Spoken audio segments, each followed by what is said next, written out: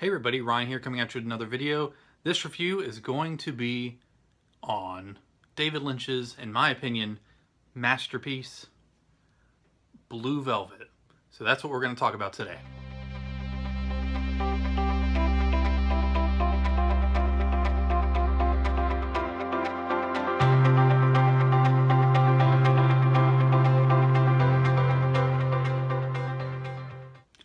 Alright, so Blue Velvet. This is a film that has divided many people, divided audiences, but has had a big cult following since its release. This came out in 1986, and it immediately was a controversial film. People talked about it. Some people hated it, thought it was too extreme and crazy and violent, and anything you could possibly think of. That's what they said about this film. So basically, before I get into it any further, Blue Velvet is a neo-noir mystery about basically it starts with the character of I forget his Jeffrey Beaumont, played by Kyle MacLachlan from Twin Peaks fame, and he's in town because his father had a health issue come up. He had I think a stroke or heart attack, and he's in the hospital. He came back from school just to see his dad in the hospital, and he's just strolling outside one day and he finds a severed ear in the grass. He picks it up, brings it to the local police department, a detective, and thus begins his obsession with the ear and some other things that surround the ear. He ends up, basically being friends with Laura Dern's character, who is the detective's daughter, and she kind of tells him some information that she overheard about the ear and how it involves a night lounge singer played by Isabella Rossellini, and how the ear may be connected to her. And so he's like, oh sweet, well, this is basically me paraphrasing. He goes and does his own investigation and sneaks into her place and basically meets Frank, played by Dennis Hopper. He is an insane crime boss. From what I gather from the film, he's a crime boss because he has people that work for him, and he's just a maniac. He's insane. He abuses and manipulates people, and basically that's where I'm going to leave off from talking about it. And basically, Jeffrey Beaumont's like, what the heck is going on? And he's trying to investigate how all these people are connected, and it all started from that ear. I love this film. It is insane at some parts. Dennis Hopper is a maniac. There's some very questionable scenes. There's some abuse. There's even some sexual abuse in this film.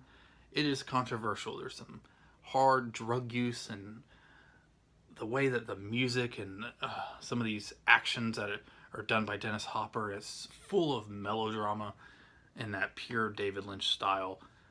It's just sometimes hard to look at because it is such an insane film at times.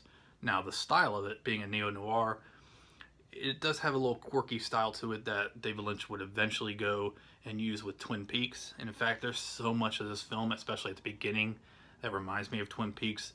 Whether it's Jeffrey Beaumont driving in his car, you kind of hear the percussion, and it's the same kind of percussion, drum that you hear in Twin Peaks, just some of the casual, cafe scenes and all that kind of stuff in Twin Peaks. And in fact, and it's funny, a little bit I like to think of this film as a prequel to Twin Peaks, because, Kyle MacLachlan's the lead character in this, and I'm like, hey, this is what Agent Cooper before he became Agent Cooper, when he was just in college. And obviously that's not the case, but David Lynch actually was inspired by this film, or maybe came up with the idea of Twin Peaks during the making of this movie. I know that this film is heavily inspired, or Twin Peaks is heavily inspired by this film, and when you watch especially the first half, you could get that. And not only that, some of the more intense scenes reminds me of other films by David Lynch, and some of the more intense scenes of Twin Peaks. Some of the more intense scenes in this film do remind me of the scenes in Fire Walk With Me.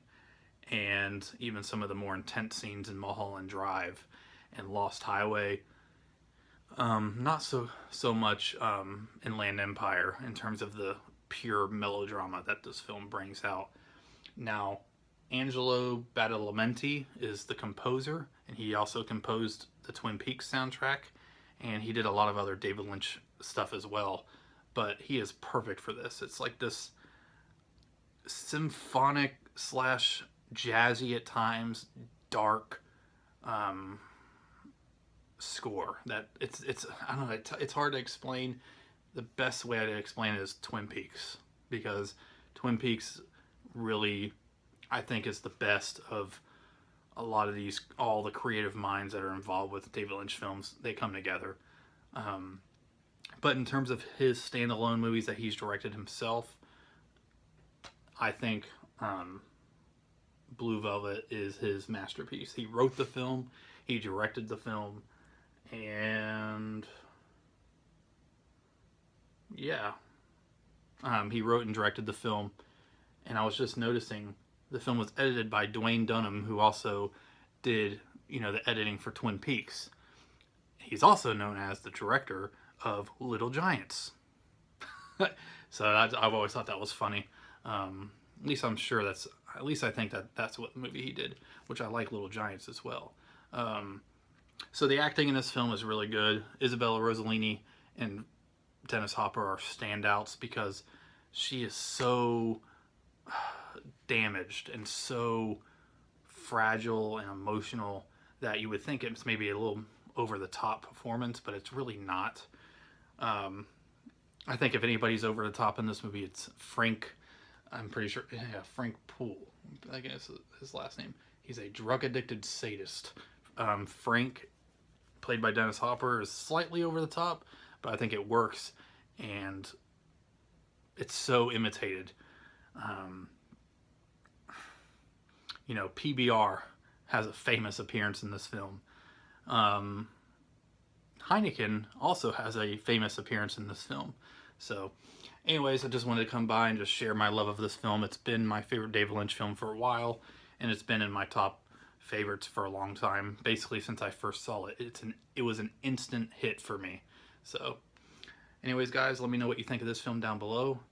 Don't worry, there's going to be more of these videos coming soon. I'm going to be keeping this movie review series on a roll, and I got some stuff that I've ordered, some Criterions, some Kinos, all this stuff. I'm going to be doing an update, a Blu-ray and DVD update in the next couple weeks or so. So I got a lot of stuff coming up. Working on my 24-hour movie marathon still, so hopefully by the end of July, which was my initial goal, I'll have it up. So thank you guys so much for watching. Take care and have a good one.